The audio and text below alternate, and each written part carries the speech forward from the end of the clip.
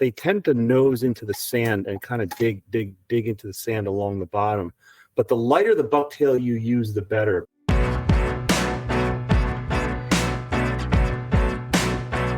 Hello and welcome back to the Fat Dad Fishing Show. This is the show where we take great pains to help you make those pictures of shorts look like keepers, keepers look like doormats, and doormats look like whales. And we'll go into that tonight a little bit. It's a really super secret technique that Bayside Dave has down, and he's going to share it later with you, whether he wants to or not. I'm going to press him on this issue. So listen, if this is your first time here, welcome. Thanks for checking out the show. If you enjoy it, please make sure you hit a follow, leave a review on any of the podcast platforms, a like, anything. But, you know, one of the most important things is share it out to people that may not see the show, may not know about it. That would be awesome. It helps us to get more content coming and more guests to come on the show. I'm going to quick hit the sponsors for the show. It's our regular sponsors. So Great Bay Outfitters, Radio Road in Tuckerton. If you want anything for a kayak, check that shop out. Check out Great Bay Outfitters. Look them up on Facebook. Great information there. Paul is always on there sharing intel, talking about the fishing in the area. And he's got some great deals on these kayaks right now. So it's not just if you need a new kayak. They have used kayaks. They have the brand new, Old Town. They still have, I think they still have a few left in stock. I think the EPDLs might be gone for the year, but it's worth checking out. And you never know what he's going to get back in stock for used sales. So check that out. Native also carries Native. So check if you want one of those, man, and you're not ready to step into an Old Town, one of the more expensive kayaks. Had one of those for a week. We had the Native Slayer LTE on vacation this summer. Me and my family, my son loves it. My wife loves it. And that's probably going to be the next kayak that we add to the fleet, the Fat Dad fleet. So check them out. Check them out on Facebook. Next is Quad State Tune. You can contact Kevin Driscoll, 484-633-5975. And let me try to do justice to this. I made a mistake last week and I said Dodge trucks. It's not Dodge trucks, it's Toyota. So if you have a Toyota truck, and actually these tunes are good for the Toyota trucks, the 4Runner, the Tundra, even the Lexus 460 and 470. And what it does is for every single one of those, you're going to get an improved throttle response, more torque, more horsepower. And if you have the 3rd gen Tacoma, which does have the gear seeking or the gear hunting, where it doesn't quite shift into gear the way that you want it to, it'll take care of that as well. So make sure that you check them out. Call Kevin if you have any questions. He can walk you through it. And then me, your final sponsor for real estate, Southeastern Pennsylvania, residential primarily. If you need commercial, I can hook you up with somebody.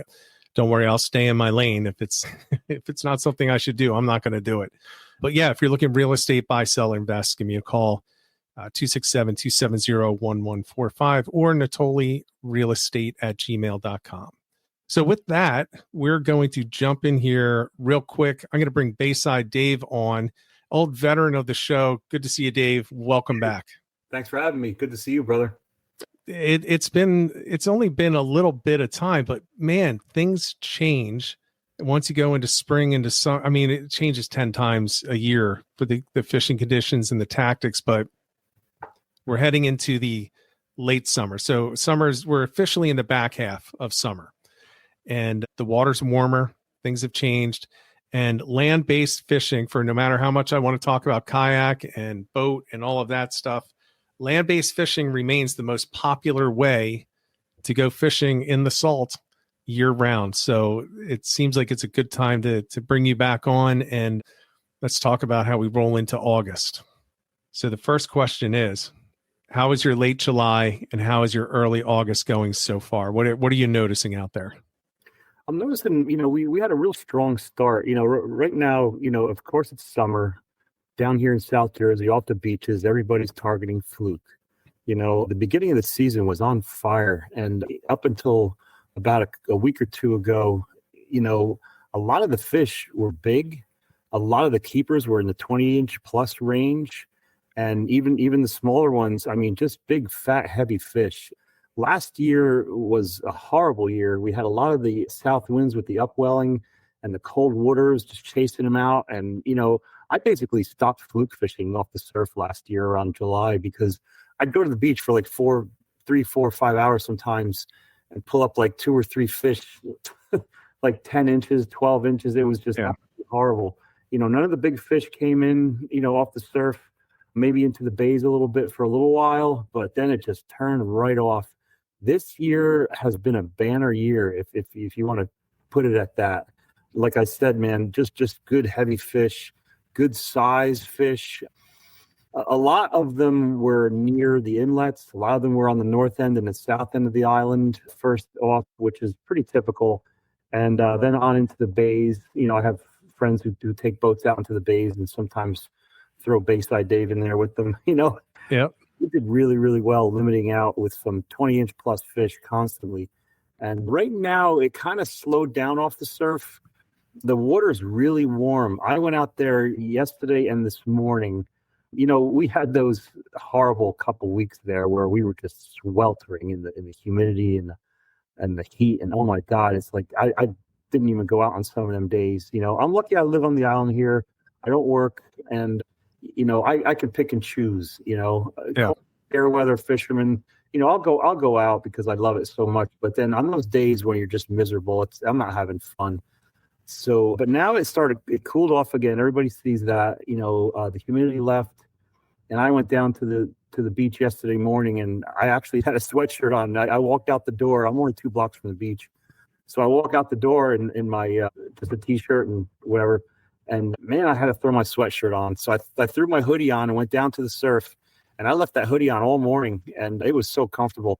But that's when I noticed the water temperature. As soon as I stepped in the water, I was like, wow, the water is warmer than the air temperature. Yeah. Which is amazing to feel, that early in the morning, and even, on through the early hours of the morning and into the noon hour almost. But yeah, it's just these last couple days, finding fluke in the surf was just, really wasn't happening. Wasn't getting a good bite. I move a lot on the beach, and that's what you have to do when you're surf fishing for fluke. You look at the conditions, you look at the surf, and you see, where the holes and the rips and the bars and the troughs are and all that stuff. But basically, fluke, I always try to fish in the troughs form between the beach and the sandbars. A lot of times, a high percentage of the fish are in those long troughs. Sometimes they're a block or two long, and they're hanging out in those troughs, and that's where all the food is. That's where they're all feeding. The big holes that form outside the rips, in between where the bars are formed, that's where a lot of the water is exiting from the surf line. As waves break over the sandbar, they weaken in strength, and they don't have the power to get back over the bars. So that's what creates the rips that go through the holes that go back out. And a lot of times, fish aren't hanging in those deep holes. They're hanging in those troughs, and they're hanging in the shallows where some of the shoals will form. And that's how it is when you're surf fishing for fluke. You're basically looking to see where in the trough they're laying. Are they in the shallows? Depending on the tide time. Low tide, those shoals are real shallow. There might be only a few inches of water. They're not going to be laying there in that shallow of water. But sometimes as the tide is coming in and it's a high tide, and you got about a foot or two in those shoals, in between where the sandbars and troughs are formed, you'll find fluke in those shallows. Or not. Sometimes you have to go along into the troughs and try those areas, fan casting to see where they're laying. So it's a lot of moving around, and you find them and you catch them, and that's how it goes on the beach. But these last couple of days, man, I'm just not finding fish. 3 or 4 days ago, I was up on the north end near the inlet, near the Barnegat Inlet, and that area. If you guys don't know LBI. The new South Jetty, they call it, they ran out along the inlet, and they ran it out straight out into the ocean. It probably goes out maybe another 100 yards or so, maybe further than that, past the beach line, straight on out the inlet. But the old jetty actually came in on an angle from the beach and shot out towards the inlet. So that old jetty is still there, but that's below sea level. That's below the water line. And it's only exposed at like super low tide, where you can see just the top edge of those rocks on that it's like a 45-degree angle that starts out maybe 10 yards back from the tip of the new jetty and comes back on a 45-degree angle back to the beach line. So that forms what we call the pocket between, the new jetty that comes out, and that it's like a triangular body of water, and fluke hang out in that pocket that we call it, because there's some rocks that are, kind of fallen down or whatever when they built that new jetty, which is up pretty high, down in the water, down deep alongside that, there's rocks that kind of are scattered around there and whatnot. So a lot of times, the fluke, they come into that one area there that's kind of open, right against where the new jetty is and the old jetty meet. The rocks kind of drop off and there's an opening there. And a lot of the fish come in there, they just kind of hang out in that pocket. So even though the whole length of the island might be a slow bite for fluke, a lot of times you go up into that pocket and you're going to catch fish. But even lately, they've been shorts. We're not getting keepers these last couple of weeks.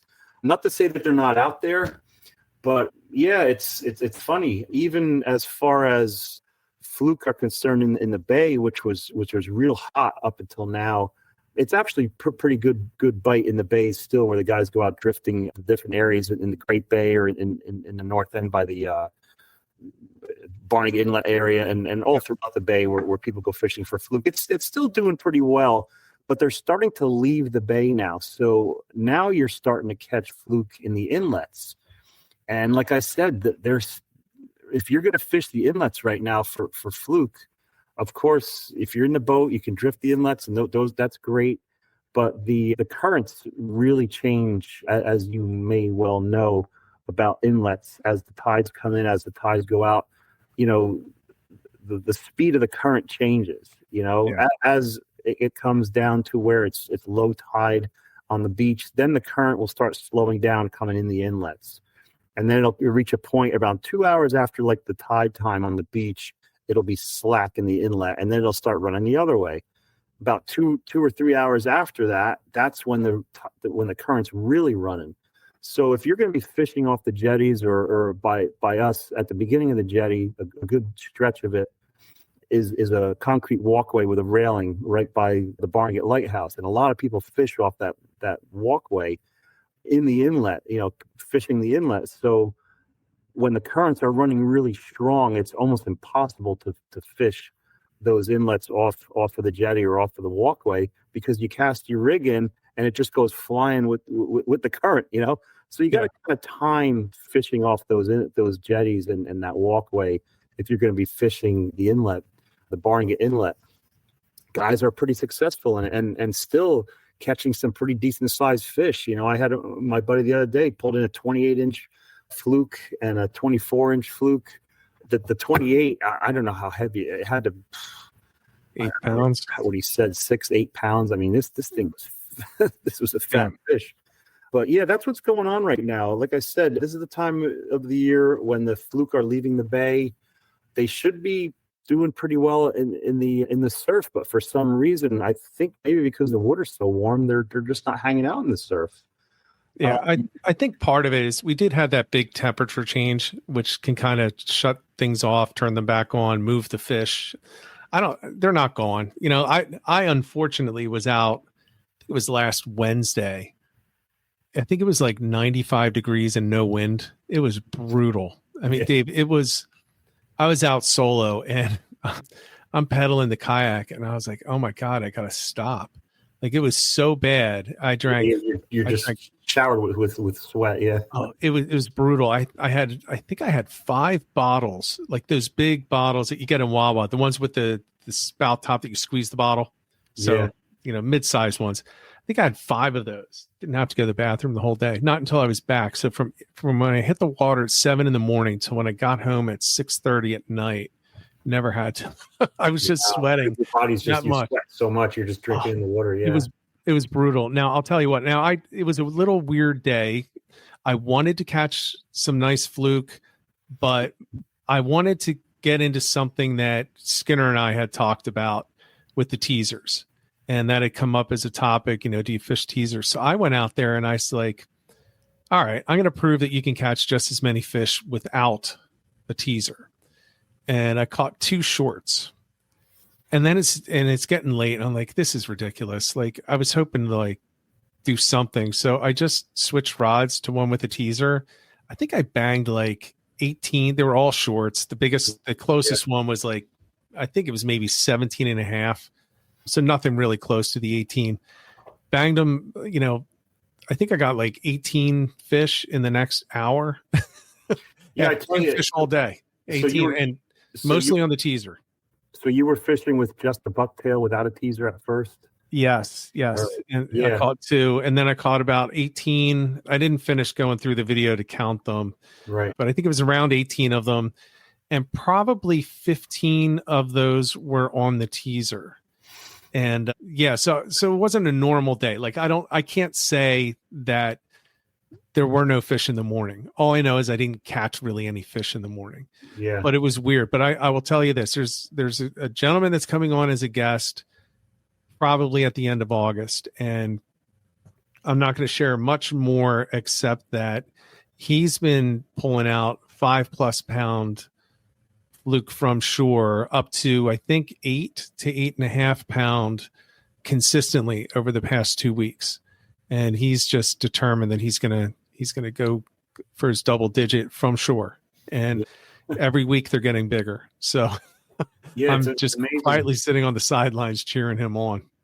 Well, I agree with the teaser thing. The rigs I've been using, people use they call it the high-low. Yep. It's basically just a 2 dropper loop rig that has 2 hooks set up above a sinker or a bucktail. I find that to be just too much when you're casting in the surf. So I just use a single dropper loop rig, and I'll either put a bucktail on the bottom or just a sinker. And I tell you, more than 75% of the time, I'm just throwing a sinker on the bottom. I'm just using the single teaser up the top. Yeah. And even when I'm fishing with a bucktail on the bottom, over the years, it's basically 75% of the fish are hitting the one that's up higher. Yeah. And it makes sense. It makes sense from shore, especially because it's kind of tough to get a lot of action on a heavy bucktail in shallow water. Yeah. Right. Because you're pulling it almost horizontal. So it's going to be a lot of dragging on the bottom, and that teaser is going to be set, if it's up 12 inches off of that bucktail, well, now slant it, or I guess this way, slant it. Oh yeah, 45 degrees, and then it comes back down closer to the bottom, but it shouldn't be hitting the bottom. Right. People don't realize that when I tie a rig like that, I tie a lot of my own rigs. I mean, my teaser is up a good 18 inches from the bottom. But not when you're pulling it in. On this angle here, all right, 18 inches off the boat is 18 inches off the bottom. But when you're fishing the surf, you're still only about 5 or 6 inches off the bottom with your teaser. Right. And the bucktails that I don't use anything bigger than 3/4 of an inch. And I always use the ball heads in the surf because the longer mullet type bucktails, they tend to nose into the sand and kind of dig into the sand along the bottom. But the lighter the bucktail you use, the better, because that's not going to stay on the bottom as you're retrieving. It's going to automatically start planing up off the bottom. So I'll use a 3/8 ounce, a 1/2 ounce, 3/4 ounce is the biggest I'll use, but I'll never start out with a 3/4 ounce. I'll always start out with like a 3/8 or a 1/2 ounce. That's why you need a good super light rod that has some really great action. That'll throw that out there and get that lightweight bucktail out there. But I think that's the problem that a lot of people have, or the thing that they shouldn't be doing is putting on a 1 ounce or an 1.5 ounce or a 2 ounce bucktail. That's just going to drag on the bottom. You're better off just putting a sinker on it at that point. If you can't get your bucktail out there, if you can't get your 1/2 ounce bucktail out there, your 1/4 ounce, your 3/8, whatever out there, and you still want to fish with a teaser rig, put a sinker on the bottom. That's all there is to it. 1 ounce, 1.5 ounces. Generally, when I'm fishing with sinkers off the beach, if I end up, I'm not going to even bother with a bucktail today. I'm just going to use my single dropper, and I'm just going to throw a sinker on the bottom. It's a bank sinker. It's a 1 ounce bank sinker. If I need to, I'll go to 1.5 ounces. I find if I use a 2 ounce bank sinker, it's just a lot more work getting that thing in. The lighter the better. Even if you can get like a 3/4 ounce sinker on the bottom, you got a good lightweight rod that has some good action on it. It's going to get it out there. You don't have to cast out to England to get a fish to get fluke. But as long as you're in the trough, as long as you're in the area of the beach if you can cast out 20 yards, 15, 20 yards, you're good enough. But yeah, the lighter the better for sure when you're fishing off the beach for fluke. Well, I think that brings up a good point, because a lot of people that don't do a lot of surf fishing, there's an image of what a surf fishing rod is. It's a 10-foot thick thing with a 6,000, 8,000 class reel on it. Yeah. And you're chucking it, and you're trying to get over the bars and everything like that. I've seen what you fish with when you're going for fluke, even when you're going for striper. Like, I use the same rods that I use in the backwaters in the surf, because I'm chucking lures. So I'm using a 7'6" TFO Pro, in a medium heavy or a medium. Mm-hmm. And I'm using basically the same stuff, but to your point, I do use smaller bucktails in the surf than I use in the backwaters. And even jig heads. I've been doing this setup a lot. I'll just use like a 1/4 ounce, 3/8 ounce jig head with a jerk bait on there. No rig, no line, no dropper loops, nothing. I just clip this on and fish this. Yeah. This is actually a 1/2 ounce one. This is a little heavy. This is a little heavier than what I normally use in the surf. It's just something that I grabbed because I went downstairs and grabbed a bunch of stuff, and this already had a jerk bait on there. But this is a fantastic bait to use off the beach. Yeah. And I'll even do this on the boats too. When I get into the shallows, I don't bother with the bucktail teasers or anything like that. These jig heads work fantastic. A nice painted jig head with the big eye on it or whatever. But always make sure, there's different jig heads. This has a longer shaft on it. These are the ones that you want. They make shorter shaft ones, and they make longer shaft ones. Get the longer the shaft, the better, because it keeps your soft plastic nice and straight, and the hook is back more near the tail, because that's where flukes start grabbing bait, is from the back end. You'll feel a bite, and then you kind of just release a little bit. Just kind of stop what you retrieve a little bit, and I call it giving in the bait. Because what happens is a fluke will grab, and then a fluke will gulp. They grab it. All right, I got it. Now I want to get it in my mouth. And that's when they get the hook in their mouth. The mistake a lot of people make is, I feel a bite, boom, it's gone. No. Right. Give it to the fish. Let it grab it again. But yeah, I'll use this a lot, even off boats when we get into the shallows, or even if I'm in 12 feet of water. I'll just cast out, let it drop to the bottom, and just start jigging it up. And as far as rods are concerned, let me just go back real quick to rods. Wait, before you get to the rods, pull that back up on screen. Okay. I want to point something out on that jig head that you have. Look at where the eye is. Yeah. So it's slanted forward, right? It's not a 90-degree eyelet, which will help when you're retrieving on the beach, because then it won't dig, and it won't turn it up. It won't put a tail up. Now, tail up is good in some cases, but when you're doing a retrieve in like that, that's a decent spot it's at least a better spot to have it than the 90-degree bucktails, which a lot of people use for most of what they're fishing. Yeah, even this ball head has it sitting forward a little bit. And then, like I said, with the mullet head bucktails, that eyelet is set back in like halfway across to the head. So when you're putting pressure on that to pull that, it automatically starts going like this. And because it has the nose, it starts digging in the sand. Yeah. So yeah, you're good to point that out for sure. That's one reason I very rarely use those mullet heads. It just doesn't work with my style of fishing. A lot of people make it work really well, but it's not for me.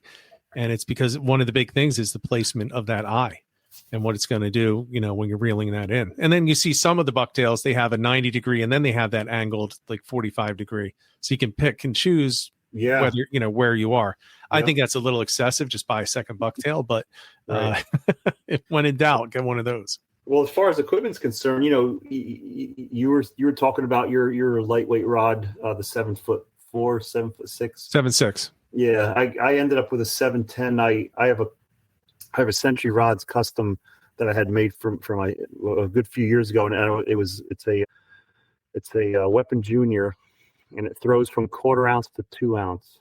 Yeah. and it's an absolute rocket ship. This is 7'10". I chose the longer rod because I could have gotten a 7-foot one, but I chose the 7'10" because I also use it in the back bays for schoolie stripers in March when the season opens up in March. So I just wanted a little bit longer of a rod to be able to cast. I don't know. I just feel more comfortable having a longer rod when I'm fishing for stripers and stuff. But I could have grabbed the 7-footer, but I'm pretty happy with the 7'10". I know guys who use freshwater rods in the surf for fluke, because you're not throwing anything bigger than a half ounce, 3/4, maybe an ounce, whatever. But that's all you need. You don't need a big, long, heavy rod. It's 6-foot freshwater rod, that you're catching largemouth bass on. You can go fishing for fluke with those things. So even if you're not set up, my only surf rod's a 10-foot chunking rod and all that stuff. Hey, if you got freshwater stuff, man, grab it and go to the surf, and you're going to catch fluke with a freshwater rod for sure. Yeah, why not? Well, go back to the rod. You were going to mention about the rod that you're using. Yeah. Was there another rod that you used, or are you just using that weapon? That's all I use is that weapon, Junior. Yeah. Okay. I do have it's a Battle 2 combo 6-foot freshwater setup that I bought. I didn't grow up fishing. I've only started fishing when I moved to LBI 12, 13 years ago. So I have no background in freshwater or anything like that. And about 5 or 6 years ago, maybe even a little bit longer, somebody tried to they did get me into doing some freshwater fishing. And we went to the shop, and I bought this Battle 2 combo. And I've actually used it for fishing for fluke off the beach. But I just love my weapon, Junior, so much. Sure. That's all I use. It's so lightweight, and it's got such good action. It's basically a flick of the wrist and it's gone, man. And I just love that rod so much. But yeah, that's basically all I use for fluke fishing for sure. Off of boats, I have a TFO Professional. It's not a spinning rod. It's a conventional, and I have a Daiwa conventional reel on there. I love the push button when you're adjusting depths. That's the reason why I got that, because I just got sick of dealing with a spinning rod on and off with the, clicking that bail on and off every time I was adjusting depths. Right. So that's what I use on the boat is the TFO Professional. It's a pretty lightweight rod. I don't remember what is as far as the weight is concerned. I just know I bought this and I love it. But yeah, off the surf is that Century. But any rod that's 7 foot, even 6 foot. I would say go for a 7-foot rod, super like a medium, something that's rated for like 1/4 ounce to 2 or 3 ounces is basically what you're looking for, and probably a 3000 series spinning rod, a spinning reel, 15-pound test braid is all you need. You can even go lighter. I know my one buddy just does 10 or 12 pound. You don't really need a leader on that. I tie a leader on it anyway because I tie leaders on my. But it's not much of a leader. It's probably 3 feet long or maybe 2 feet. I kind of like using the leader because sometimes if I just throw on, like I said, if a lead head or something like that, a jig head, then I feel like I have some leader I can grab. But there's many different. Talk a little bit more about fluke and what they will hit. They hit everything. Oh yeah, they're incredibly aggressive. They're going to hit whatever. Now you said earlier in the year you were going to do a little experiment with fishing with, what was it? Was it swim baits? I just want to try every lure that I have for fluke. Last year, a buddy of mine was using these jerk baits, these hard plastics, and he was catching a lot of fluke with these. Yeah. So I actually caught fluke a few times with this one. And then earlier in the season, I'm fishing for striped bass in March off the surf, and I'm using this hydro minnow. Yeah. And I got 2 flukes grab the tail of this thing. That's a pretty decent size lure for a fluke to be hitting. And I had a 12-inch fluke on this thing. And, they're very aggressive feeders. If you know about fluke and what they eat in the wild or whatever you want to call that, there's been large fluke that have, snapper blues in their belly, that have spot, that have croakers in their belly. The other day, a week and a half ago, I was in the Great Bay drifting around with a buddy of mine, and I pulled up I think it was a 24-inch fluke, and he coughed up a croaker that he must have just eaten because the thing was still moving. So I put it on a hook, and I threw it down there, and I caught another fluke with that croaker. Fluke are flat, but when they open their mouths open up round. They're like buckets. They bite big stuff, man. And if you want to catch big fluke, throw some big baits. When I was at a fisherman's flea market a few years ago, the guy who sells metal lips, he makes them himself. What's the guy's name? Pappy's Pride. He gave me one. He sold me one of his short, fat metal lips. He says, Dave, if you get on fluke, throw this. He goes, they will get this. He goes, I've caught many fluke with this metal lip. I have yet to use it, and I do have it in my bag when I go out. I'm imagining you want it to be in more shallow because I don't know how deep that thing is going to run. Right. But then again, I've seen fluke come out of 12 feet of water to hit rainfish on the surface. Yeah. So fluke, like I said, they're very aggressive feeders, very aggressive. It has to be the right time to bring them up that high, though. Yeah. But I have seen them on the top. I think everybody's seen them. You know, when they come up top and they jump. I mean, they'll jump out of the water too. Yeah, I've seen it. Yeah, but you got to try that. You got to try that bait and let me know how it goes because that really, think about it. The best bait to use, especially right now at this time of the summer, is a whole spot, in my opinion. Yeah. You know, if you're going to use live bait or anything, actually, we talked about it with Scotty, you know, several shows ago, both of us are bringing live spot for a tournament. If we're in a fluke tournament, because that's where you're going to get the biggest fish. Get the bigger ones, yeah. Look at the size of those things. I mean, you could definitely use those bigger lures. The question is, can you work them in the right spot without getting frustrated? Right. And but from shore, that could be perfect. You know, especially in the surf. I mean, there's some good soft plastics. There's some good paddle tails that you can put on some decent sized jig heads and drop down. That'll be the size of a spot or whatever, you know, stuff that you fish for striped bass with or whatever. Yep. You know, some of those big paddle tails, some of those big soft plastics, you know, that's in my arsenal as well when I'm going to try to target fluke with whatever I can. And that's one of them. I wish I would have grabbed it. It's down in my fishing room. It's a soft plastic that a buddy of mine at Beach Haven West Marine Center, it's basically a boating place, but they do a lot of lures and stuff for the boats too. He gave me this. It's a soft plastic. It's pretty thick. It looks like a paddle tail, but instead of a tail, it's got a spinner on the end of it. Yep. Pretty big, and it's pretty fat, and you put it on jig heads. And he said he was catching with it, and the thing is big and it's fat. And like I said, it has the metal spinner on the end. And I didn't bring one up either, but you can buy those little metal spinners that have like a little screw on the end of them. Yeah, so it's like a dart spin. Yeah, and you just clip off the end of your jerk shad or whatever, your soft plastic, and you just screw that on there, and you got that little metal spinner behind it. And I was using it the other day, and the surf got too rough, and it was just too lightweight. But it also is in my arsenal. Now, the problem with me this year is I haven't been getting out as much as I normally do. Or otherwise, I probably would have caught a lot more fluke this year and probably would have used a lot more of these lures that I want to use. So I'm running a little late getting all this stuff done because I've had a crazy summer. I've been so busy doing this and that and some priorities that I want to get into. Nothing too bad, but it just stuff that kept me busy, and I just didn't get out as much as I normally do. And shame on me. I got to get out there and start doing this stuff, man, which I will. But yeah, that's the main thing right now. We're trying to get them flukes, man. So here's an interesting thing. So this is not shore based, but I want to bring this up. You know, we're talking about they'll eat anything. So Stephen Duda, 26-inch flounder on a stretch 30, trolling for stripers the day before Christmas. I love that it's off the Ferris wheel in Wildwood, one of just a legendary area to fish.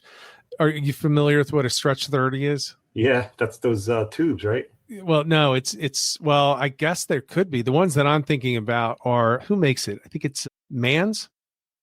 It's got like a lip that's almost the size of the fish, the lure itself. It's Oh my a God. big lure, but I love that you're trolling for stripers and a fluke comes all the way up to the top to hit a stretch 30. I've never caught one on a stretch 30. I never even thought to try it. Awesome. I don't even think I own any anymore now that I don't have a boat, but yeah, they'll hit a lot of different things. And that's just a really good example. Well, I was jigging with the flutter spoon at 8 inch, or it might have been an 8 inch. It could have been a 10 inch flutter spoon that a fluke hit.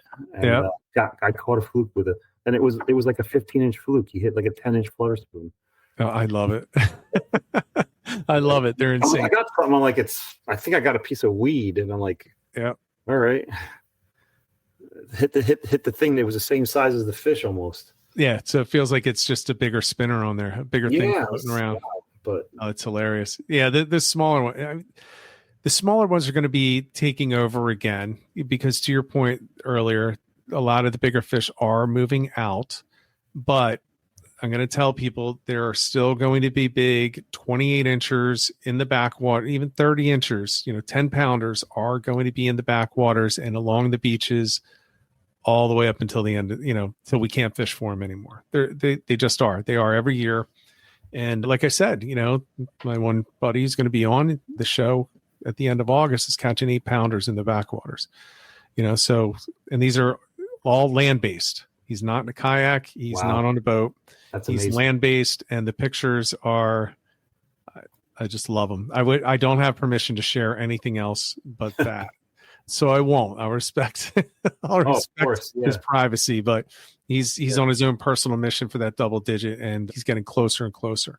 All right. So we've covered fluke, but there's more going on. I'm getting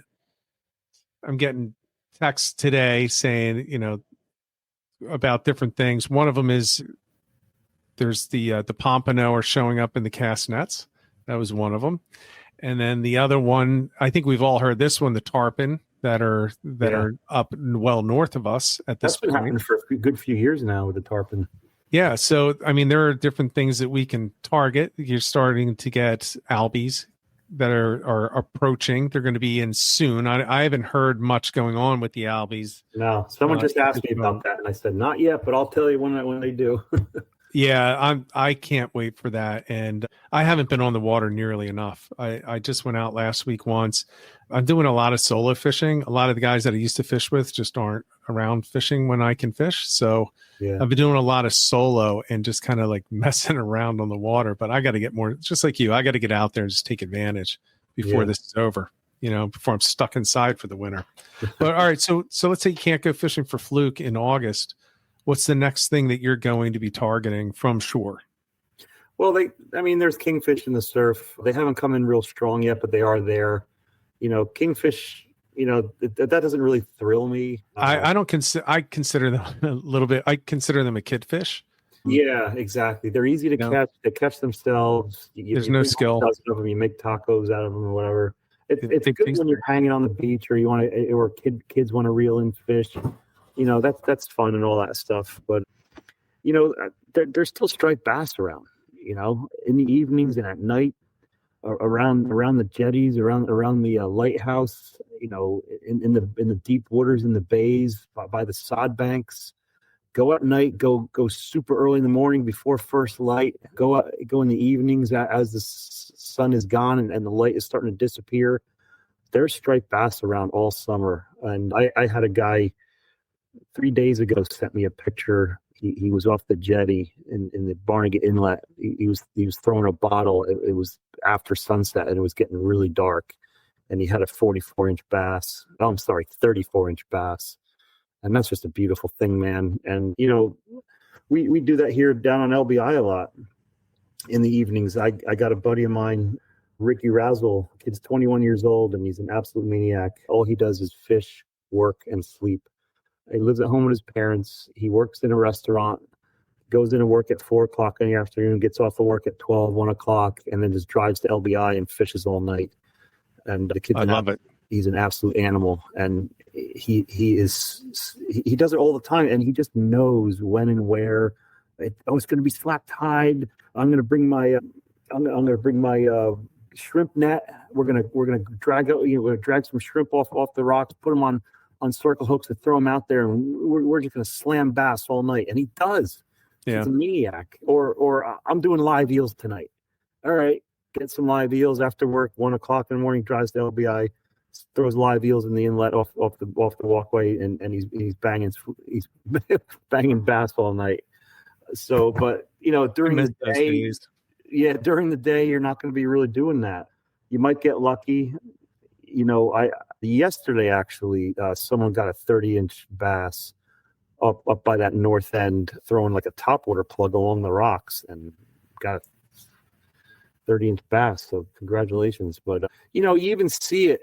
All these charters, these 4-packs and these 6-packs bring people out early morning along the North Jetty there by Island Beach State Park across the inlet from LBI, and they're banging striped bass off those rocks, throwing tails and stuff. But as far as off the surf is concerned, it's there's not a lot going on right now other than the fluke and the kingfish, and of course we got tog now. I was going to say we need to talk about tog. You got sheep's head. Your sheep. The sheep's head are in good again this year. I'm hearing reports every day, sheep's head off the rocks and stuff like that. So that's another thing that we're targeting. Thank God we had that season open up again, for the tog. But even so, we've been getting trigger all summer here, and for at least a month we've been getting sheep's head, if not longer. So that's another thing people are targeting for sure, and loving it. Yeah, I haven't gone for tog yet this season. I'm probably going to wait a little bit longer. I like to do like a clean shift from summer into fall, winter, and that's where I consider tog. Right. Spring for me is striped bass primarily. Winter is white perch and tog. So I kind of shift that way, but I'm starting to get excited about it. I actually last weekend I pulled the tog gear out, which has been in storage for a year and a half, and got it all ready to go. So there you go. Yeah. I'm going to be ready. There's I want to go back to something all the way at the beginning. You were talking about the currents in the inlet, and it made me think about something that I think is worth sharing. Most people probably know this, but some people may not. And let me tell a little bit of a story, and I'll bring it around to fishing in an inlet and what you can learn from it. So when I first got my kayak, it's the current kayak I have 5 years ago, maybe it was, I used to run inlets quite a bit. So I ran out of Stalking Inlet one day, and I fished offshore. I actually went all the way up the coast of it. I was fishing offshore, came back, and I started to come back in the inlet. Now, I didn't run with the tides. So now I'm coming in against the outgoing tide, and it was ripping, right? Which is exactly what you're talking about. And I'm coming in and I'm like, wow, this is going to suck. It's going to take hours, because I was pedaling as fast as I could, which is, on a calm day, 3.5 to 4 miles per hour speed over ground. And I'm going at about 0.1. Yeah. 0.2. So I'm going as hard as you're matching the current. You're just sitting there. Yeah. I mean, I was barely moving forward, but I had a lot of stamina back then. So I was like, all right, it's going to kind of suck, but I'll just keep going. But what I did is I watched 2 other kayakers not be able to do it, and they got swept out. Now, as I'm coming in, I started to go up the middle, and I realized I can't do this. So I just turned parallel to the beach and went south. And the reason I went south is because if you look at Stalking Inlet, there are jetties on the south. So as they're getting swept out, and actually they had to get rescued because they just gave up. They couldn't do it. Wow. I turned in the inlet on the south side, and I came right up to the jetties. The fishermen, as I'm coming by, they're waving. I'm like, I'm sorry, I got to get in. They're like, no, go ahead. They're like kind of cheering me on. Right. What people need to remember is these currents, you get current breaks around structure. And when you have jetties along an inlet, if you have a seawall along the inlet, you have a current seam there, which means you're not going to have the full force of that coming in. So I was able to actually come in at about 1.5 miles to almost 2 miles per hour on the way in, where these other guys couldn't make any headway at all and had to get picked up by boats. Wow. That's great advice. Right. So think about that for fishing. It doesn't, I won't say it doesn't matter. It can matter less. You can get around the currents if you fish those current seams and in very close to the structure. And it makes sense because if you have those incredibly strong currents, you're not going to have a ton of fish sitting out in that current anyway. They're going to be sitting behind structure. So they're not burning calories trying to fight it the entire time. Yeah. So bring it in tight. And one of the best things you can do for fluke from shore, if you, especially on a seawall, just it's essentially vertical jigging. Just drop it to your feet and walk down the seawall and just jig the entire way. And you will catch more fish right there than you will by casting it out as far as you can and battling that current, getting snagged. Like if you go up to Manasquan Inlet, you're going to get snagged if you throw it out there too far, too often, and that current just rips it under something. So just, I wanted to come all the way back to that because it can still be fishable. Not always. Sometimes it just overpowers you and there's nothing you can do. I think you and I had a day like that where we gave up because it was just nothing going on. And I think I went to Manasquan Inlet and it was one of those days where it's like, there's no relief here at all. So I just kind of hung out there for a little while, watched the crazy people, and then I left. But yeah, it's something to think about, get the current breaks and you're going to get a current break along some of those jetties and everything. So fishing close to the rocks, the fluke will be there. The weak fish will be there. They're not going to sit out in that current. They're going to tuck in behind something. So if you can find that, fish it. Yeah, I talk a lot about that when I'm giving my seminars especially when I'm talking about targeting tog off the jetties, because even though you see the formation of the jetty is a straight line of rocks, but below the surface, the rocks are kind of scattered a little bit. Sometimes there's a kind of a pile here and a pile there, and that creates a pocket for those fish to kind of hide out or protect themselves from that strong current. And the closer you are to the rocks, the less the current is, the slower the current gets, because like you said, it just breaks it up because of all the structure that's there. The rocks, even though you have like 12, 15, 20 feet of water, the rocks disappear right here at the waterline, but it goes out on an angle. You'll have a pile of rocks and then it'll drop down another pile of rock or a couple of rocks here and there. So that's all structure that's down there that's breaking up that current. And when you get that strong current, like you were saying, Rich, those fish will hide from that current by going downstream, that down current of that, and kind of hide in behind those rocks, get into those pockets there. And that's when I'm telling people that's what you want to look for when you're on these jetties, is look for those pockets, look for those rocks that are kind of sticking out a little bit further than the jetty is, and get down current from there, because that's where the fish are going to be hanging out and you can target them down there. Right. And that's for like the tog and the trigger and for the sheep's head and whatnot. Now, when I love your point of using the current, because I do that all the time when I'm fishing for fluke in the jetties, in the inlets off the jetty. I'll cast up current as far as I can go out. It all depends. I'll do different distances, but I'll cast it out and let it drop down and just let the current drift the rig down, and then reel it in and cast back up current again, a little further, a little closer, whatever. I'm kind of used to fishing that inlet off that jetty, knowing where the rocks are. Right.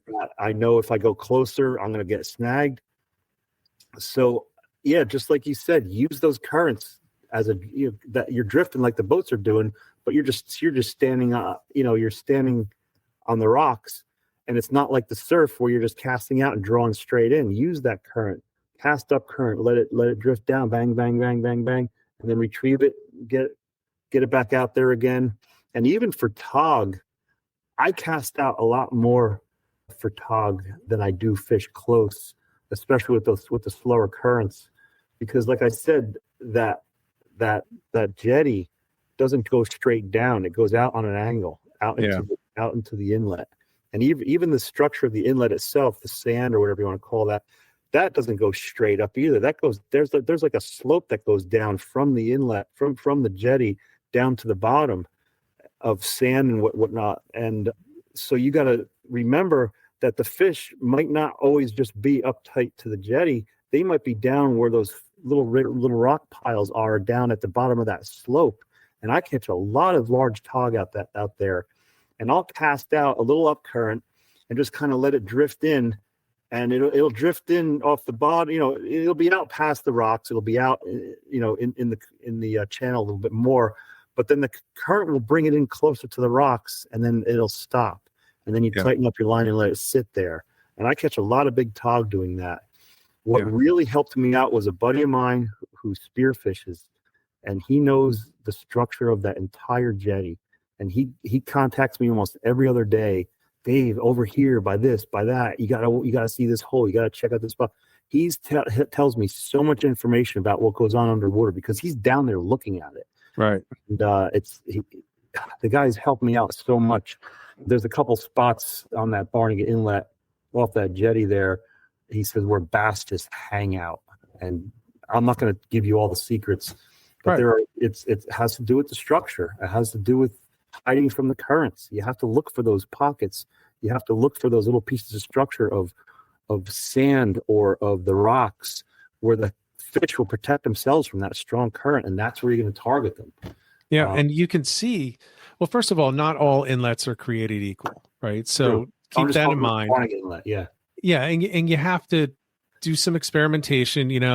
Sometimes time on the water really does help, and this is one of those. So let's talk specifically about tog. So for tog, what you often see on the jetties is people just dropping straight down. They're using their conventional setups, and they're just dropping straight down.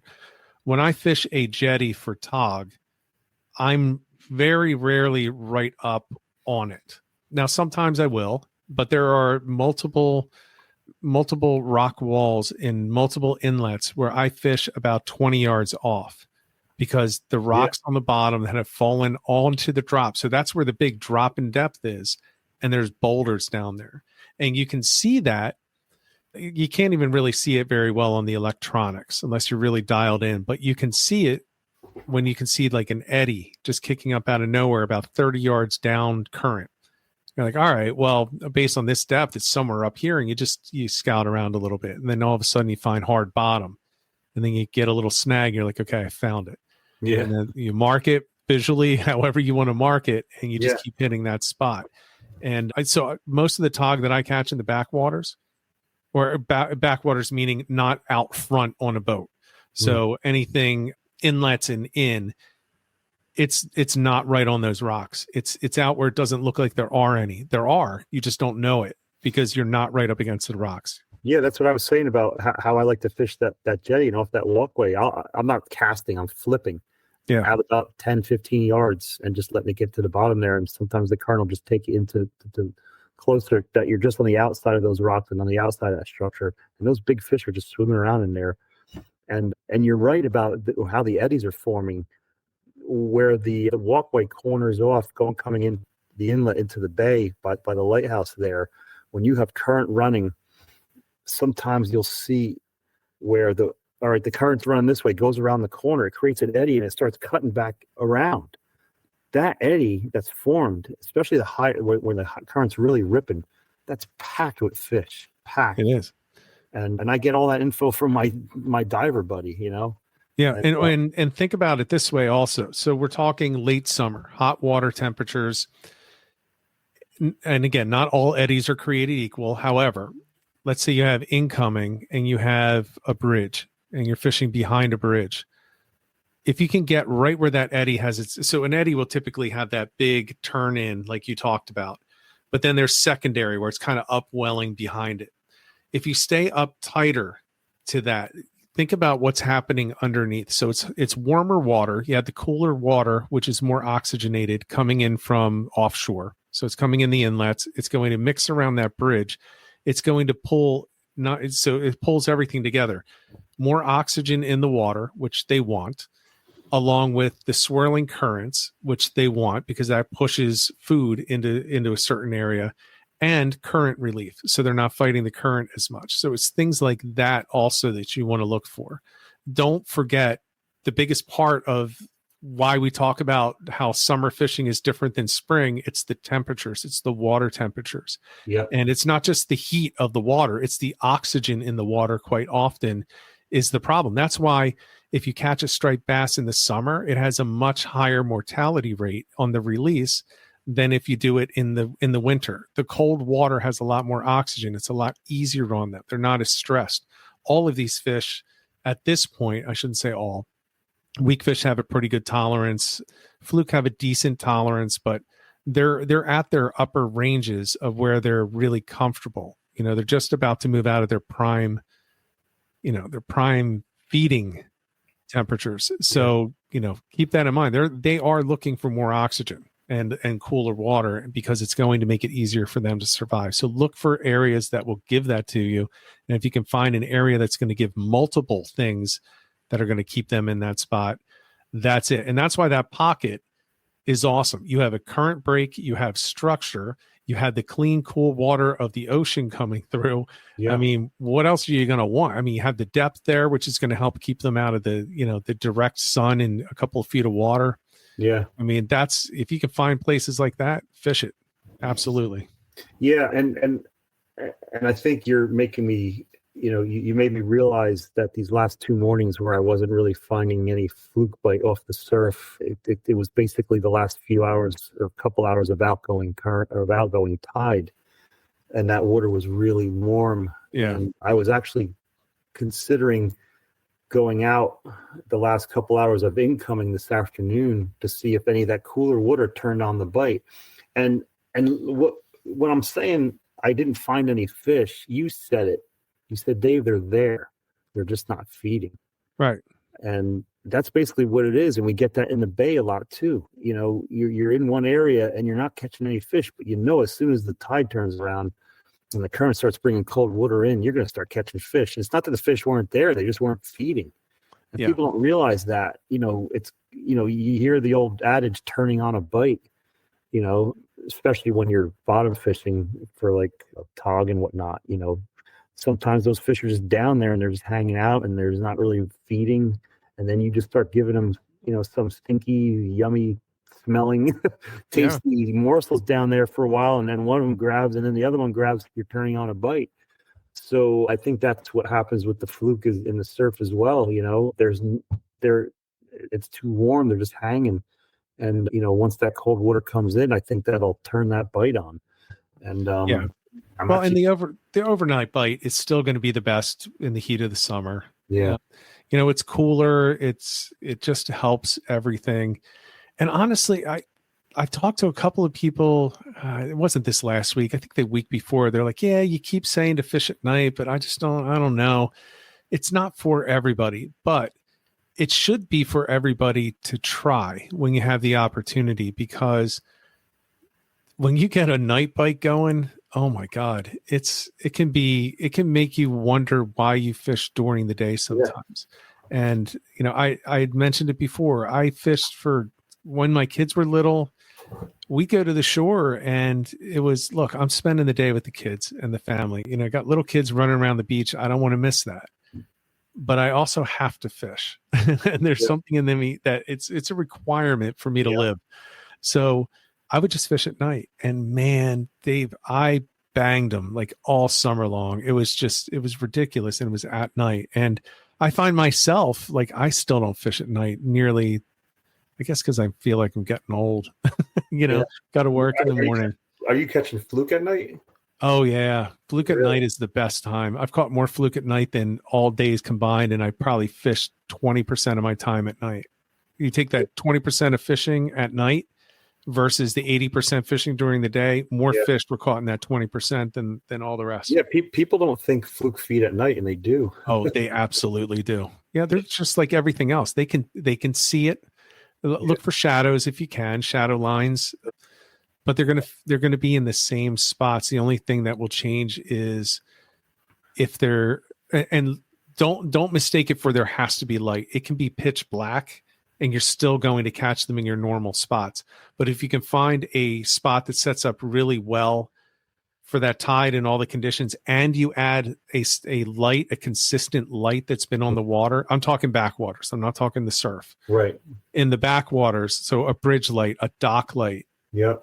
I mean, that's the thing that'll kick it over the edge. That can be a great spot. Yeah, it gives something for your bait to be silhouette against. Yeah, it just makes it a little bit easier. I mean, they make those glow in the dark gulps and soft plastics and stuff like that. So I guess that's what that's for as well, you know? Yeah, just be careful, because talk about dogfish magnets. Oh, really? Okay. Oh my Lord. I don't think I have any glow at all in my kit, because it gets really expensive when the dogfish turn on, and you can't get away from them. You see that. That's good to know. Do you ever go out on charters or anything for tog in the fall? Yeah. So go out on like the Ocean Explorer or the Big Mohawk and just wait till somebody drops glow and they start the dogfish bite. That, talk about people getting pissed quick. Yeah. And I know some people that swear by it. I swear it's the best thing for catching trash fish. It's funny because that you say that about the dogfish with the glow and all that, because I was out on a charter last year, the year before, and I was using the tog jigs, and I was using a chartreuse, and this old salt on the boat looks at me. He goes, "You're gonna catch nothing but dogs with that." And he goes, scrape the paint off or use, and he hands me black ones, or just regular, unpainted lead ones. He goes, "Just use these." He goes, "Don't bring the dogfish near us, kid." Yeah. I'm like, all right, I didn't know. And he's like, you don't need color to attract tog. He goes, you give them food, they're gonna eat it. He goes, you throw color down there, that's where we're gonna all start catching dogfish. We're gonna hate you. I'm like, okay. Yeah. I wouldn't go that far, but I've seen it happen where, oh, I'm so excited, I got this glow head. It's like, great. Yeah, and it's dog after dog after dog. No, it's like everyone starts moving away from the boat. That's good to know. Yeah, but I'm sure there are fish that prefer glow. I just I hate dogfish of either smooth or spiny. I don't want them. It's a waste of time. It's like catching skates or something. It's like, ugh. Skates are the worst. I'd rather snap my line and bring a skate in. Yes, I agree. And the cow nose rays are definitely coming close for frustration for me lately. I tell you, a good sized cow nose ray will spool you. The smaller ones fight like bluefish, and they're a lot of fun. But a lot of times it's just just grab the spool and snap it. And people, don't cut your line when you want to get rid of people that do that drive me crazy. You just snapped off, you just cut out 50 yards, 100 yards of line that's out in the ocean now. Grab your spool, snap it off at the rig, and get all your line back in. Don't cut your line if you get snagged. Oh. So in a kayak, it can get a little dicey because of the weight of them and the violence of them. So I bring it up as close. I hate doing this with fish, but I let it play itself out as much as possible. And then I'll pull it in as close as I can get. And I will just reach out without high sticking and get it as close to its mouth as possible. And I won't even try to remove the bucktail. It's like, all right, there goes $8, but I don't want to kill it. So I get it, I get it close, and I will cut that line as close to its face as possible. Yeah, you're not letting 50 yards, 75 yards of line. No, I can't stand when that happens. And I caught one that this was years ago. It was actually probably one of the first ones I ever caught, probably 10, 15 years ago. Yeah. And it must have had 100 yards of line on it. And I remember I was with my dad. So it was a long time ago. And we pulled it up, and he went to cut it off, and he cut both and then just started pulling in the other line, and it took forever. Yeah. I mean, it was like it must have been a whole reel worth of stuff. almost probably 150 yards of braid on it. Yeah. I mean, for the most part, you're going to snap at a knot or something. You're not going to, when you grab you're going to snap up at the rig, Yeah. Yeah. So, all right, what other tips do you have for folks as they come into August? I mean, we've got some options. We're going to talk, everybody, Spanish Mac and Albies and everything. We're going to talk about that in the upcoming weeks. But let's, just from shore, Jersey, New York, Delaware, you're still on fluke for now. What about the weak fish? Are you focusing on them at all right now? Yeah, it's funny you mentioned that before, and I thought about it, and we got some guys starting to catch the weakies. Yeah. We're not getting a lot of them off the surf yet. We're generally getting them in by the inlets and not by that pocket and stuff along the jetty. We get the weak fish in.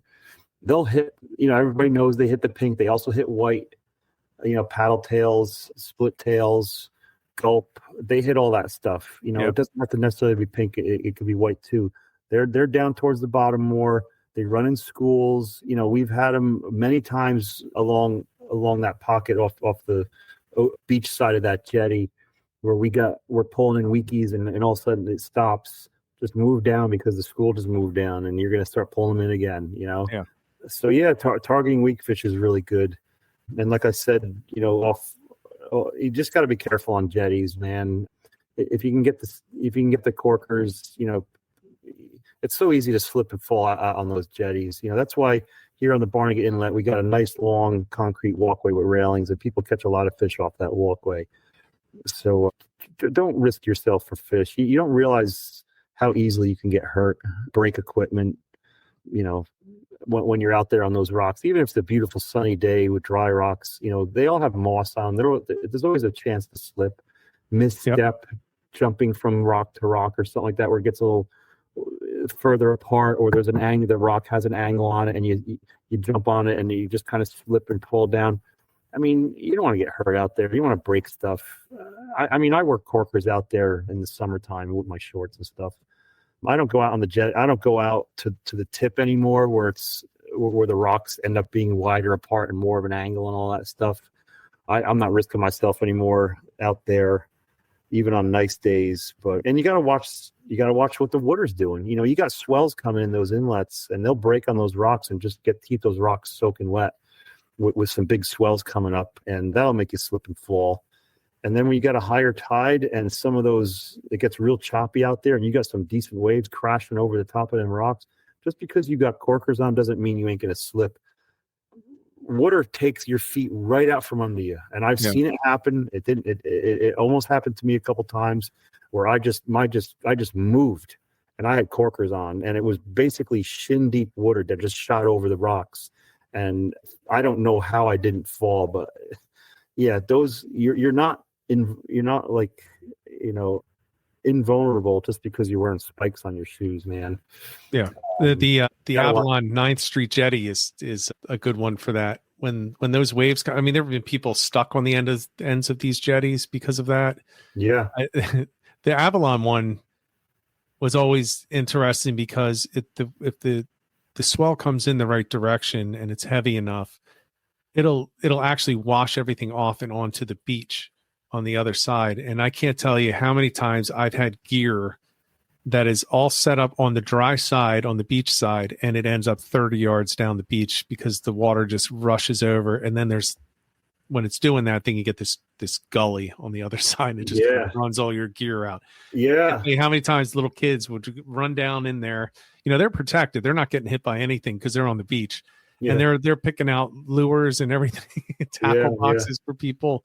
Got to be careful up there. Definitely. Well, last year we had 2 people rescued off the tip of the South Jetty because the water level was so high that they ended up climbing that tower, and they lost all their equipment, and a helicopter had to come out and fly them in because even at low tide, the water was so rough they just couldn't get in. Yeah. Keep an eye on that shit, man. The other thing is, typically the end of the jetty is not the best spot if you're fishing the structure. Now, you can have some deep holes, typically off to the sides at the tips, but that's typically not for many. I would say most jetties, that's not the best place to be fishing it. No, because there's no current relief or anything. There's no, not if you're trying to target the fish that are, feeding and surviving by those rocks. Right. if you're maybe the targeting pelagics. you know, if you're targeting striped bass or false albacore and you want to get out there for sure, yeah. But if you're fishing, tog and sheepshead and all that stuff, you're absolutely right. The whole length is gonna support those fish. I'm going to throw one question up here before we start to wrap this up, and I'll let everyone know who's coming on next week too. But this one from Joseph Kiley: when the bite is slow, have you ever tried spraying your plastics with a scent?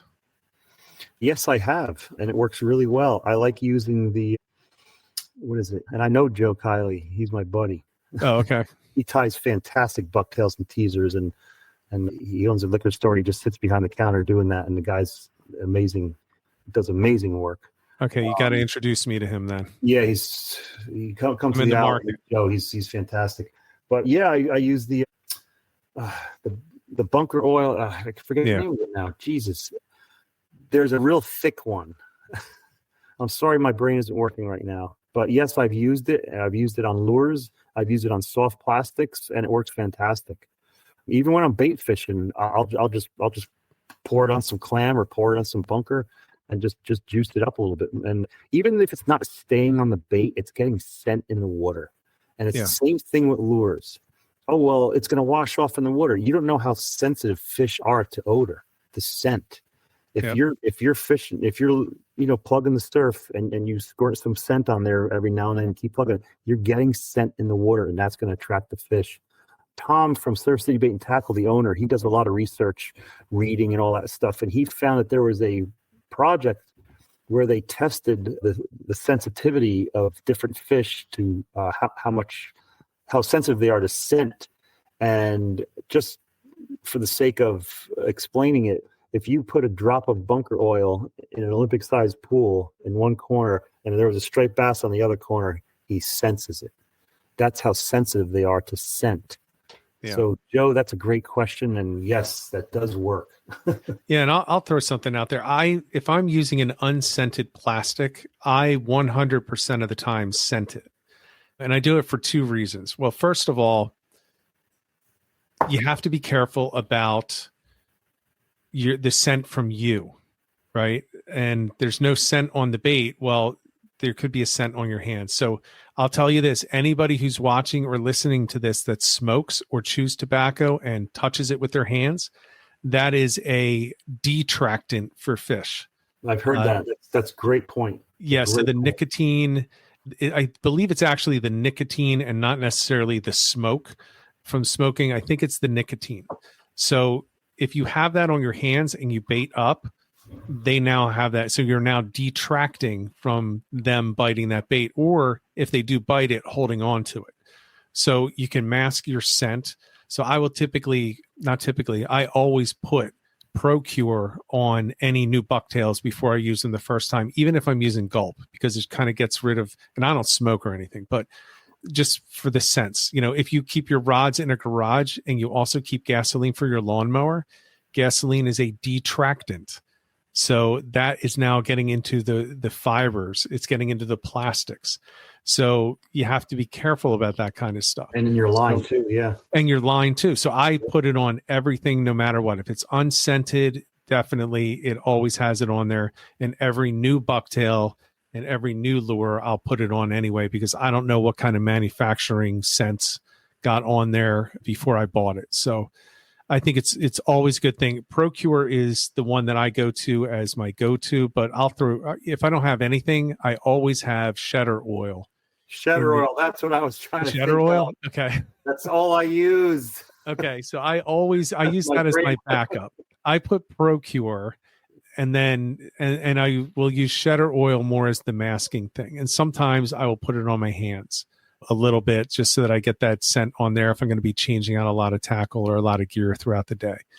So I would always recommend doing that. It's worth the investment for just a few bucks to get those scents. And sure, as you said, they can smell it, and there are certain scents that will push them away, and there are certain scents that'll draw them in. So at the very least, that you are hopefully trying to cover up what they don't like. That, look, it's just part of our normal life. And gasoline in the garage, it could change the bite. So try to at least offset that. Yeah. So Can I quickly just show you this bucktail that Joe Kiley made me? I have it on my desk here.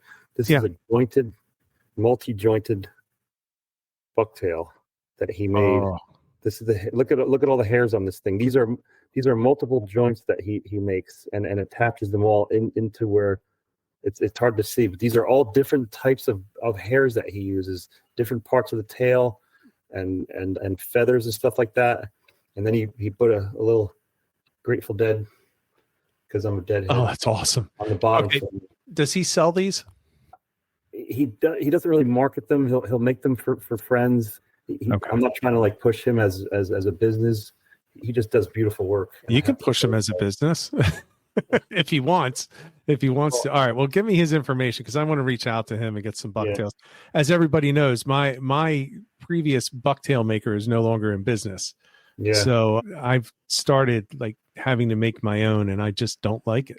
And the teasers he makes is the same thing. It's not just one single type of hair, and he's making this different type of teaser that you can put gulp on, because if you buy a regular teaser, a lot of the hairs are tied along the shaft. Yeah. He figured out a way to tie it where it's facing the other way, and then he flips it back over, and there's still plenty of shaft with the bucktail flop over it that you can slide the gulp on. And it's a design that he came up with, and the guy's an absolute artist.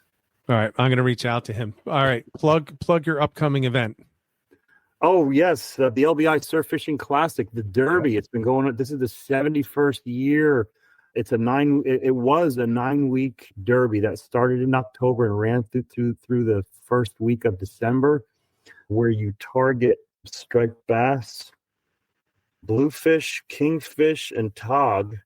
Also, you can get red drum, black drum. There are special prizes for those, and weak fish. But now we're opening it up on August 30th and running it to November 30th. And we added fluke to the targeted species, where there's going to be, let me see, we have weekly prizes and we have grand prizes. There's prizes there's a largest fluke bite for women, seniors, juniors. It's $40. The registrations are going to start very soon. There's going to even be an online registration for the first time.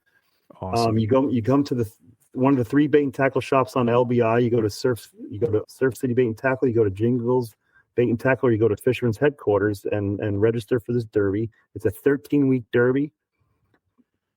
We also have, with the striped bass, there's daily prizes, there are weekly prizes, there's a grand prize, and there is also we call now the Surf Master Award, where you can catch, photo release fish over slot, because the slot is small. It's 28 to 31. How are you going to compete for 13 weeks when you're only catching fish up to 31 inches? Well, the Surf Master Award now allows you to take a picture and send it in. But we're only doing it for fish 38 inches or larger. We're not doing the 32s and the 36s and all that, because we're trying to protect these fish from being mishandled. The first year we did it, we opened it up to 31 and bigger, and there was just so many fish turned in constantly. We're doing it this way, where it's 38 inches or larger. That way, just keep an eye on the leaderboard. So if you see there's a 41-inch fish in the lead and you catch a 39-inch fish, just throw it back. Don't bother keeping it out, taking the picture and sending it in, and all that stuff. So the prize for that Surf Master Award is a mount from a taxidermy company called Reinhardt, and they will do a mount of your fish. And last year was a 44-inch bass, and they did an absolutely beautiful replica mount of this fish and gave it over to the winner, and he has it hanging in his home now. So there's $25,000 in cash prizes to be won. Go to LBI sfc.com. That's Long Beach Island Surf Fishing Classic, lbisfc.com. To the website that's being updated now. That will be updated with all the new rules and regulations, and prizes will be all up within the week with all the new stuff. Long Beach Island Surf Fishing Classic on Facebook, and at Long Beach Island Surf Fishing Classic on Instagram. It's going to be just constant information all throughout the derby, and I'm hoping that people will sign up for it and get their chance to win cash prizes. Even if you only come down, it's a 13-week tournament, derby we call it. Even if you only come down a couple weekends or a couple days here and there, you have the chance to win a day prize. You have the chance to win a weekly prize. You have the chance to win one of the grand prizes just because you caught a decent-sized fish. So I'm hoping you guys will consider registering for this. This is the 71st year of the classic. We call it the Derby. And like I said, lbisfc.com for all the information. Awesome. Thanks for letting me plug that. Of course, I wasn't going to let you go without doing it. That's great. So great to see people sign up for that. Dave, thanks for coming on. You get a free hat. Oh, there you go. And all that stuff. All right. Sorry. Beautiful. No problem. So everyone get on there, get signed up. Next week, next Monday, we're going to have Rob Crossley on. If you are a subscriber to the Fisherman Magazine New Jersey edition, well, actually, if you subscribe to any, you can still see the Jersey edition. There's an article in there by Rob on just Albie fever. They're going to be coming in probably by the end of this month, unless they come in a little bit early. And he's got a great article in there. So he's going to be on. We're going to start talking about catching those albacore, the false albacore, and I'm sure we'll talk Spanish Max and all those others that are going to be racing through at the same time. So that'll be next Monday. I'm looking forward to that one. Again, thanks for coming on, everyone. Thank you for tuning in. We'll be back next week. Until next episode, get out there, get on the water, and get some tight lines.